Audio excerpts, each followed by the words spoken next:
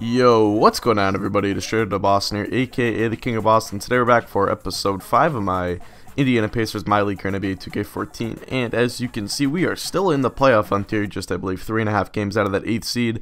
And you can see I was just playing around with the trade finder, and I got the stupidest Amari Stoudemire trade proposal ever. I just had to share it to Twitter. That is trade logic, my behind. That was pretty stupid. It was like John Wall for Amari straight up or some crap like that. But anyway, we're gonna pull off this Chris Copeland trade right before the trade deadline. As you can see, it's actually up on the, actually no, it's the 19th. You can't see it on the calendar right here, but you know, let's kick to Ernie Jack. The 2K Sports pregame show, brought to you by Sprite.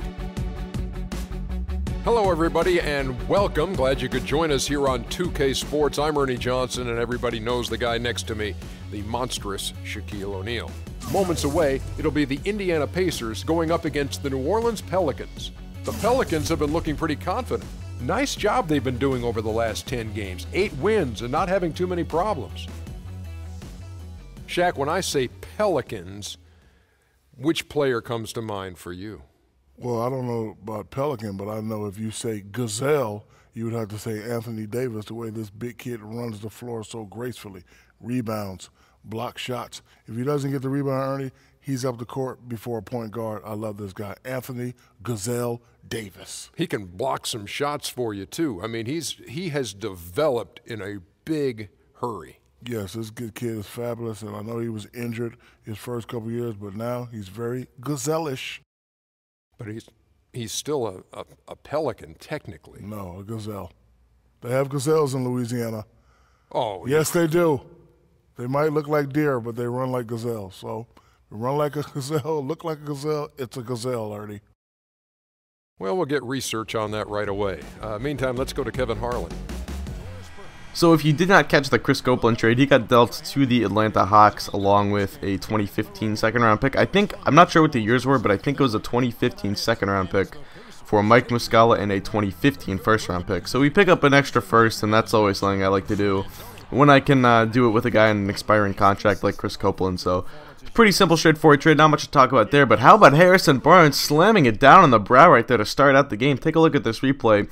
Great crossover move, and then he ends up just yamming it home on Anthony Davis. That was a nice move by our newly acquired small forward Harrison Barnes. And here's Roy Hibbert in the post going to work on Jeff Withey getting the start today. Omer Ashik nowhere to be found. I believe he was injured for this game, so Jeff Withey getting the start at center, the former Kansas product. Now Drew Holiday just making Donald Sloan fall over there. That's always good when you're playing defense. If you end up on the ground, that usually means you've done your job. So here's CJ Miles to the hoop, and CJ Miles slamming it down. That is something CJ Miles can do when he gets in the lane. He often does finish it with a slam dunk. But Austin Rivers came to play today. He is often renowned as a pretty big NBA draft bust on one of the worst rookie seasons in recent memory.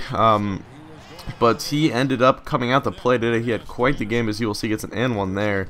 And now 20-14, Rivers dribbles it out to the top of the paint and splashes home that three. So he scored 9 straight points. And now 25-16. Austin Rivers again gives it to Anderson, out to Jimmer Fredette for the three. That beats the buzzer. Actually, there was still 1.7 seconds left on the clock, and the Pelicans would lead 28-16 at the end of one. And there's Harrison Barnes missing a dunk. That was pretty much the way this game went. A lot of stupid stuff went on, like Harrison Barnes missing fast break dunks. But here was something cool that happened. A nice alley-oop right there from CJ Miles to Harrison Barnes. Now Thompson down low is going to drive right by Jeff Withey and actually shake him out of his shoes right there with a nice little up and under 36-23. But here's more of that stupid stuff. Donald Sloan tries to make a post pass and just literally throws it right to Drew Holiday, who's all alone on the fast break. When that happens, you know things are going your way. So here's Drew Holiday driving in, and then here, as you can see, Tristan Thompson just basically gets shoved into the, or shoved out of bounds, basically. And Holiday had the wide open lane. But CJ Miles answers back with a fast break three, so we cut the lead down to a very slim margin of 17. Yes, we are getting waxed right now by the Pelicans. But here's Drew Holiday once again, driving in, turning a post move into a floater, only as you can do with 2K. Now 47-30 Fredette to Eric Gordon in the corner. Gordon's going to knock that one down. Gordon is, I think he hurt his shoulder or his hip, if I remember correctly. And he's out for a while right now in real life. He's been pretty disappointing ever since coming over to the Hornets or the Pelicans in the Chris Paul trade. But 55-32 after that Amari bucket, and that is actually going to be the score heading into the half. A pretty pathetic performance from the Pacers so far in the first half. This team does well in simulation, I swear, but I can never play with them very well. But I do have some. I do actually already have the next game recorded, and I will say it's a lot more competitive than this one, I promise. But 55-32. If you guys are wondering why I'm showing a gameplay like this, I really only post the games that I record. Like, I don't record 2 or 3 games and handpick the best one to show.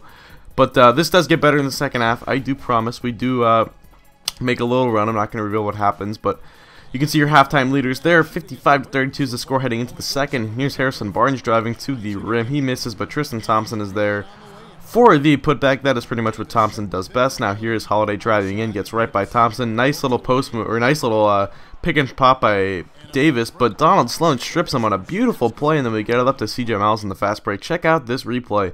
This was a cool animation I hadn't seen before in 2K, where Sloan actually comes by and strips Davis on the layup attempt. So that was pretty nice. I do credit 2K for adding an animation in like that, despite the fact that Sloan probably shouldn't have been over in the paint in the first place. But 59-40 now is the score. Sloan with the ball here again, giving it to Hibbert. Extra pass to Harrison Barnes in the corner, and Barnes knocks down that 3. Barnes not the greatest 3-point shooter, but he can knock down ones in the corner like that when he is open. So Donald Sloan here, pick and roll to Tristan Thompson. Great bounce pass there, and Thompson ends up slamming it down. So it's down to a 14-point lead. Here's Steve Blake. We're going to get a little pick and roll going with Thompson, and a nice little rejection of the screen right there. I forget what that's called when you like go the opposite way of the screen. But anyway, Blake does it there, and we actually get it down to 12 for a moment, but Tyreek Evans answers with a 3. Now it's back up to 15. Here's Evans again. Evans is going to drive in, and yeah, this was pretty pathetic defense by Mike Muscala. As you can see, not even really trying to double-team Tyreek Evans, basically just standing. I don't even know. I don't even know where to begin with Mike Muscala on that one. So easy lay-in for Davis. Now it's 78-61, and here's Austin Rivers driving in. Contact layup to finish, and it's up to a 19-point game here at the start of the fourth quarter. So this game was never really that close. We did get in there a little bit in the third quarter. We got it down to 12, and I really thought we could maybe make a run if we could get it down to like 10 by the end of the quarter. But the Pelicans had an answer at the end of the third with the Tyreek Evans 3 and a couple late 2s from Davis and Austin Rivers. Pretty much opened it back up to a 19-point game, and from there was no looking back. Here's Barnes driving in, actually gets it down to 15 once again, but now it's back up to 17. So just gonna get the defensive stops. Seems to be, you know, this team's not good at offense. Neither are they good at defense, or nor are they good at defense. So there is not a lot you can do trying to make a comeback. You don't really have team identity here. This is pretty much a group of players that don't fit together very well, don't play together very well, but that is sort of what happens on a rebuilding team like this. So 88-72, Sloan here gives it out to CJ Miles, who's once again in double figures, and I think he actually gets up to like 21 points by the end of the game. So Miles has been a bright spot. He would be a guy you would think I might try to shop around, because he probably does have some value to a team who's looking for a bench scorer, but he signed on a 3- or 4-year contract. I think it's a 3-year deal with a 4th-year player option, if I remember correctly. And because of that, I can always shop him in the offseason if need be, if I really want the extra cap space or want the asset that I can get for him.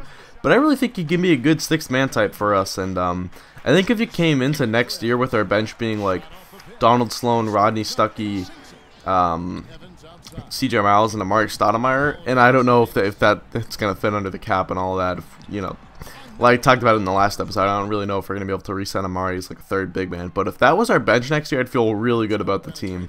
Because I think that's a really good 2nd unit, and I know that's probably like one of the worst defensive 2nd units you can think of, but you don't need to play good defense on the 2nd unit, trust me. There's you don't go out signing, you know, the perimeter defenders to be anchors of your 2nd unit or anything like that. So anyway, we end up losing this game 102-83 is the final score, as you can see on the screen right there, as Austin Rivers does dribble the clock out. Steve Blake very, very upset. You can see he has no idea what to do with himself. I think he might be probably the whitest guy on our team. I think only him and Whittington are the only white guys on our team currently. But yeah, Stuckey's still out with that broken leg. He will be back next episode. Take a look at the box score here. You can see they shot 7 more shots than us, and they turned out to make 10 more field goals than us, which was pretty much the difference. Free throws were the same, or I guess we had 1 more free throw, and 3-pointers were the same. So it was just that difference in field goals, both made and attempted, that really did us in this game, and that is a result of the 14 turnovers that we had. And you can see the box score here. Miles finishes with 18, Barnes was 16, but he had like 15 shots, so it wasn't really that great of a performance. Hibbert had a pretty good game, 12 and 8, and a block on 7 shots, and you can see the rest of the team there. On the Pelican side of things, Holiday drops 22 and 5 on 22 shots. Evans had a really nice game. Davis as well, both affecting games on both ends of the floor. And you can see Rivers had 2 steals and 2 blocks. He had a really effective day. So that's going to do it. Thanks for watching, guys. Hope you did enjoy, and Zozm out.